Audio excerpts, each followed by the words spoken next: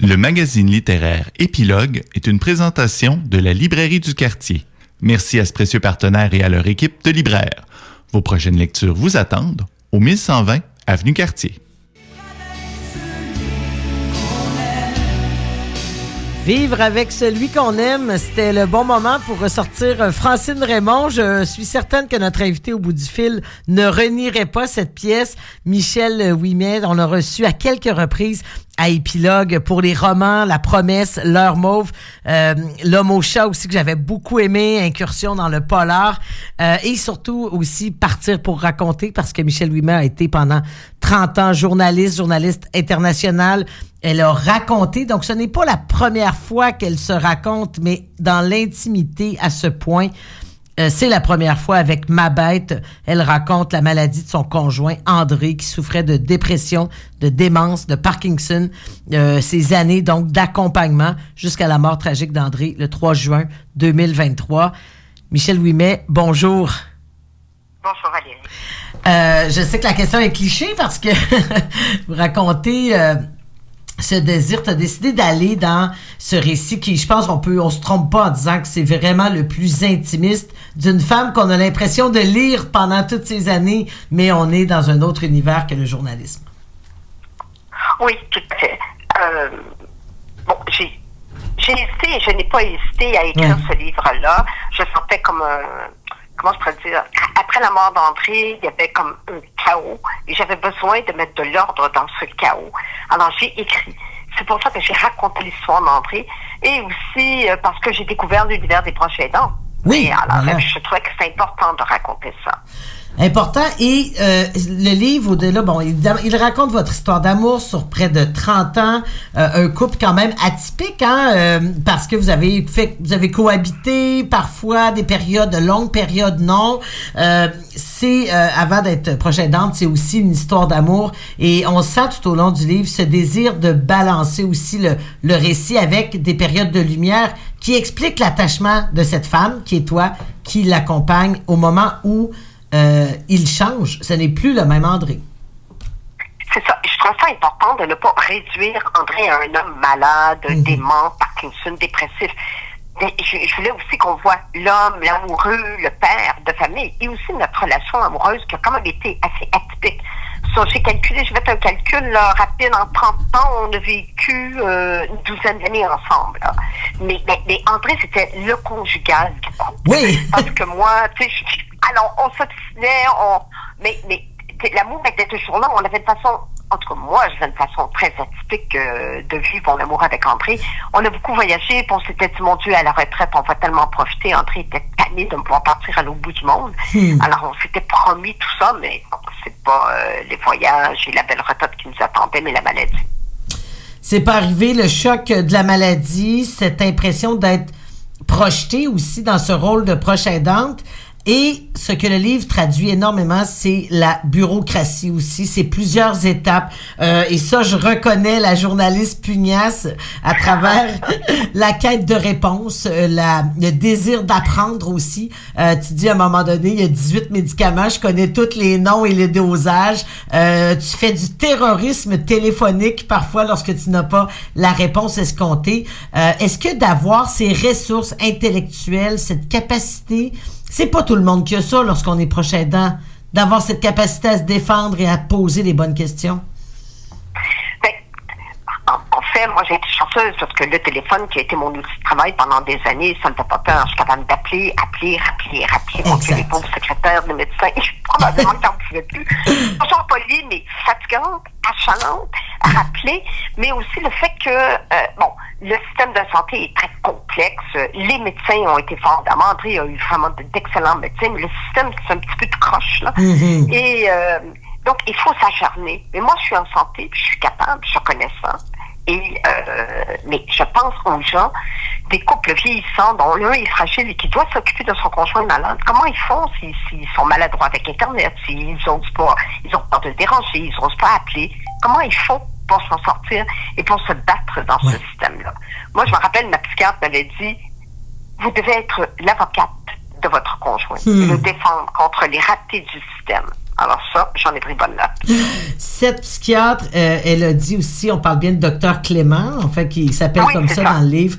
Elle a dit quelque chose qui m'amène à mon autre question, c'est sur la culpabilité. La proche aidance, on s'oublie. Sur un plan personnel, j'ai accompagné ma mère aussi avec l'Alzheimer ces dernières années. On a le sentiment de faire ce qu'on peut faire, ce qu'on doit faire, mais il demeure toujours. Et à un moment donné, André, c'était un cas. C'est un cas rare. Là. Donc, d'avoir tout donné, même les psychiatres étaient un peu dépassés par son cas. Là. Oui. La culpabilité, elle est multiple. Coupable d'être en santé, coupable de ne plus vivre avec André la dernière année de sa vie parce qu'il pouvait représenter un danger, parce qu'il y avait des menaces de mort, coupable de ne pas faire la vie, de ne pas faire comme mon père qui s'est occupé de ma mère jusqu'à la fin. Je ne voulais pas vivre la vie de mon père et me sacrifier totalement. Oui, j'ai arrêté de voyager, je me suis occupée d'André, mais j'ai quand même imposé des limites, mais ces limites-là me rendaient extrêmement coupable. Coupable qu'André se soit suicidé, est-ce que j'aurais pu empêcher quelque chose? Bref, la culpabilité, elle est infinie et je pense qu'elle est irrationnelle aussi. Parce que bon, je n'aurais pas dû me sentir coupable. Mais c'est pas un sentiment qu'on est capable de contrôler. Non. Et 2 ans et demi plus tard, comment la guérison, le deuil, le livre a dû contribuer. Comment ça va, Michel Ouimet? Mais le livre, ça a vraiment été comme quelque chose de thérapeutique. Là. Ça m'a énormément aidé de mettre de l'ordre, de raconter tout ça, de revivre toutes les années, les 30 ans où j'ai été avec André, nos bons moments, nos fous rires, nos voyages. Ça m'a fait un immense bien, ça m'a fait beaucoup, beaucoup de bien. Et aussi, j'ai 2 petits-fils, alors, que j'adore, qui ont 2 ans et l'autre a 5 ans aujourd'hui.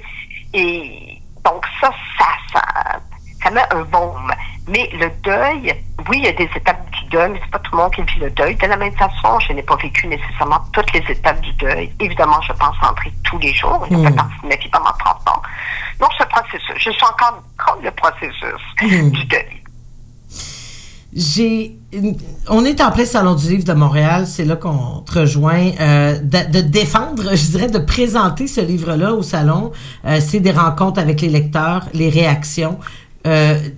Beaucoup de gens ont vécu cette proche aidance, ont vécu la maladie, le Parkinson, la violence terrible que ça peut engendrer. Quel type de témoignages tu reçois et comment les absorber sans se laisser envahir par la souffrance des autres aussi?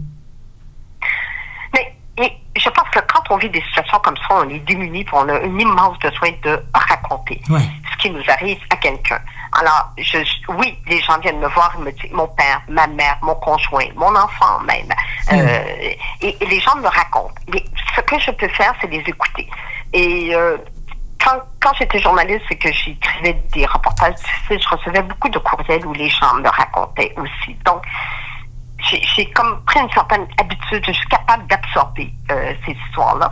Et j'ai reçu beaucoup de messages par Facebook et je me suis fait un devoir de répondre à chaque personne. Bref, c'est écouter. C'est de ça que les gens ont besoin. C'est pour ça que quand on vit un deuil extrêmement difficile, qu'on se sent, qu'on a l'impression qu'on est en train de couler, mais moi, ce que je dis, c'est consulter. Restez pas seul avec votre deuil.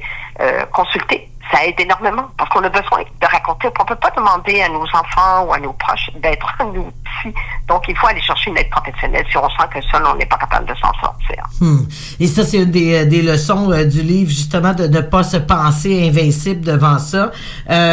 Peut-être sur le système de santé sans trouver toutes les solutions miracles, mais est-ce que l'écoute, justement, elle est assez... Parce que oui, il y a des ondes de lumière aussi dans les gens qui ont accompagné, mais ça reste qu'il y a encore beaucoup de chemin à faire.